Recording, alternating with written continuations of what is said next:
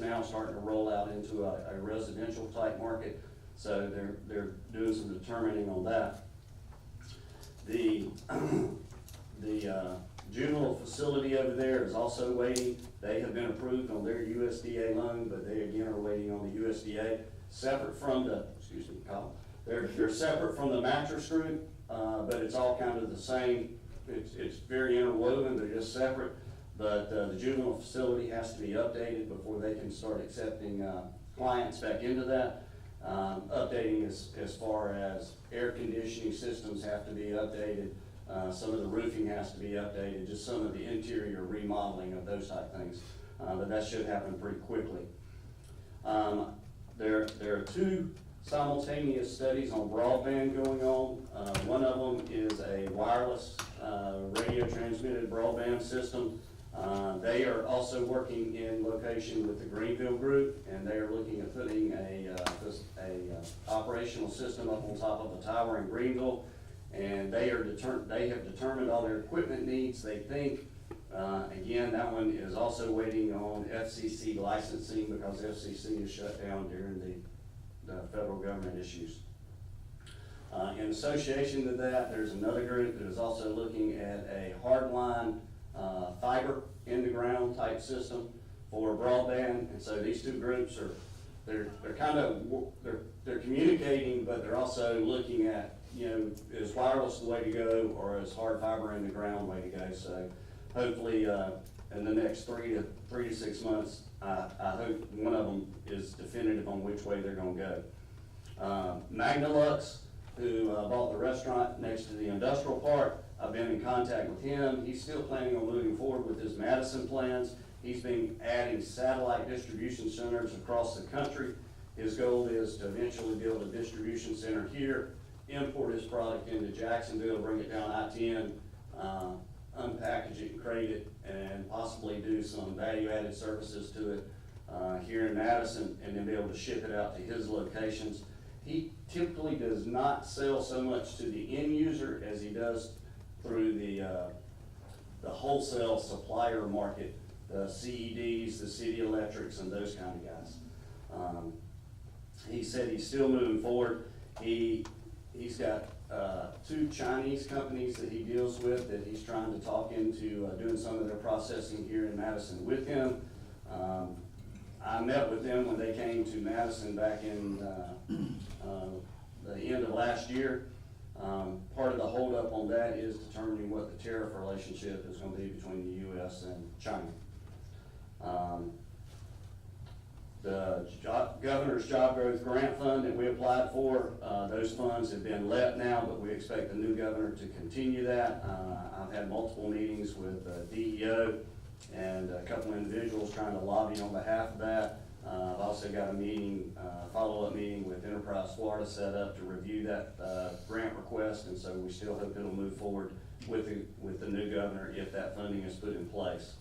The county and the city engineering group have been meeting trying to assist Stallmeyer on some wastewater treatment concerns that they've got going into the city wastewater. We've talked to EDA on some funding options. We've talked to USDA on some funding options.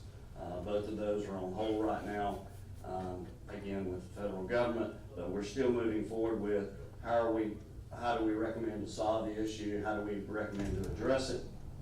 Stallmeyer also is at the point that they are looking for funding options to retrofit the balance of the square footage in the facility. It's approximately 100,000 square foot of cold storage. Once we get the wastewater issue addressed, the pre-treatment system, and the recapitalization to retrofit the rest of the building, they anticipate adding a second shift at sometime in the near future. And I know Brian had a meeting, we went out and met with, it's not on the list you guys got, I don't think, but he also had a meeting with Harris Ambulance out in Houston, Texas, when he was out there having some work done on the ambulance that the county has. And he has sent letters to them, just encouraging them to open up an East Coast repair facility, distribution facility. And so we've sent some information over to them. Frazier Fraser. Fraser, I'm sorry, I wrote down Harris, I apologize. Fraser. Yeah, don't call Harris for an ambulance. I apologize. So, were there any, a lot going on, we're just kind of waiting for the ground to break. So, any questions from the commission? Great, all right, thank you. Thank you. Good work. Thanks, sir. Okay, moving along. I guess that brings us to the commissioners' comments. Mr. Chair, one more Yeah. update, if I could. I know Jim's changed. Still working diligently with Justice Assistance Grant funds. That gets funneled down through DOJ to the Florida Department of Law Enforcement. That would be good information for you guys to know that, you know, we had amendments last year in the Sheriff's Office budget because of the delay on those funds ever being awarded. And it was actually going into this current fiscal year before they finally got those funds released. I'm still in the application process, but I'm being told, and I'm still assured that we will get those funds back, which will directly go back to the board. I think that we may have gotten some, the county's operating, some out of fiscal constraints, et cetera, it's about 50 grand. So that'll be money that is coming back for last fiscal year.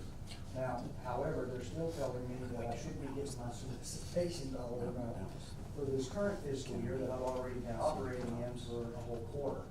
So all those things are still in the works, which is good for us to get some reimbursement back from the previous year, which will help. You know, these unannounced costs do arise from time to time, and as we move forward with these different expenditures. And then as with everybody that's related to any direct governmental grant, like I have one myself, it's all in suspension. And as far as, you know, it's not void, it's just delaying any reimbursements. So as quick as that gets back up and going, they'll get caught up eventually, and we'll be getting those reimbursements back as well. Thank you. Thank you. Mr. Chairman, while I got it came up enough times. I was gonna ask you, did you have a chance to look at those, citations for the Cherry Lake? Yes, I have, and I haven't had an opportunity to discuss it with our finance staff, and Okay. yeah, I'll shoot her an email. And it looked like the cost was still comparable, and it was 20 books with 25 citations per book, which I think is good, but we just need to talk about it and confirm. Okay, if you would, let me know what, we can order them for y'all. Right. And while we're here, is Lonnie still here? Yes, sir. Do you have everything you need for the signs for Cherry Lake? We place signs at every road intersection, and we can always put more, but You got that done? yes. Okay, so all we really need then is the ticket books to. The signage and actually. Yeah, I think we're gonna change the signage in the park too. So, okay. While we had everybody here, I was just trying to coordinate everything while we got everybody here. Yeah, there was definitely signage going in the park we needed to address. Yes. Sure. Commissioner comments? If I may, just to update on the River Task Force, I don't think we've met since we had our initial meeting. We met, initial meeting here at the Extension Office on December the 12th. Kind of coming up with some strategies how to dealing with the, sewer discharges, by the city of Valdosta that eventually gets into with Coochie. Brian, myself, and Scott Coons did have an opportunity to have a meeting with the city manager, the mayor, PIO, and wastewater treatment operator in Valdosta. I believe, what was it, the Friday before Christmas? 21st. I think the meeting went well. I think they're very more, and I will attribute this to the task force, the development or the creation of this, because they're a lot more forthcoming with information and working with us, I think. And they just provided, I think, Brian with their 5-year plan and all the capital investments that they're actually putting into it. And so we're still moving forward, still working. Our next meeting of the task force in Lake City on January 24th at 4 o'clock. That'll be in conjunction with our regional planning council meeting that we have. So I just want to give the commission an update on where we're at on the task force. Thank you, Rick. Mr. Moore? Commissioner Moore? Just want to remind everyone about the Golden Apple Teacher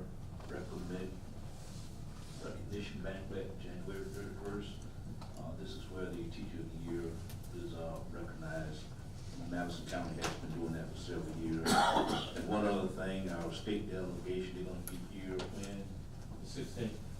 That's still your thunder. Shirley just reminded me that, to make Okay. sure we talked about that, no, sir, that's 16. All right, well, I had it written down also. That's all I have, Mr. Chair. I think you did a good job on your first time. It was a couple. I do wanna, bring, the board up on, one thing we're working on. Brian and I met with the school superintendent and the school, resource officers and security officers, and we're working to work with them to be able to put a fence in front of the Pinetta school. That school setting there vulnerable, there's no way for them to lock that facility down in case they were to have some type of a tragic event there in that vicinity.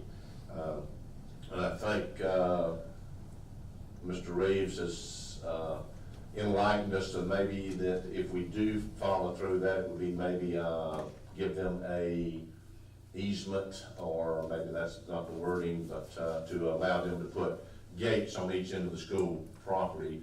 They will open the gates at unloading and loading time in the afternoons. Other than that, the gates will be locked and closed, and, they will have an entrance gate there in front of the office where anyone comes and goes through there, so they will be able to maintain who's on that school campus. Yes, sir, I think that, what we're talking about is that there's that public road right in front there, and they're talking about wanting to put gates across the public road. I think the board can give them a license to do that, and it would just say, allow them to put up the gates, and then do a fence between the right of way and the adjoining property where they can lock that down, and y'all can certainly do that. That's all that I have. And if you want to do that, I think,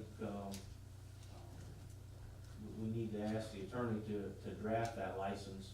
And of course, we would have to have a public hearing. We'd probably wanna have a public hearing, just like we would be if we were closing it permanently, but have a public hearing, and then anybody within a 500-foot radius, would be notified as well, so they would have an opportunity to